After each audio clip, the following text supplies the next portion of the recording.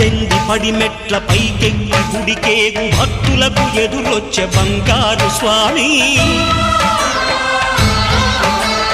ఇరుముడులు స్పృశించి శుభమనుచు దీవించి జన బృందముల చేరే జగమేలు స్వామి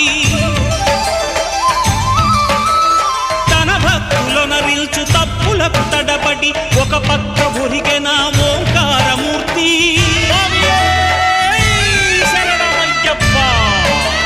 స్వాములందరూ తనకు సాయము కాగా ధీమంతుడై లేచే ఆ కన్య స్వామి పట్టబంధము వీడి భక్తతతికై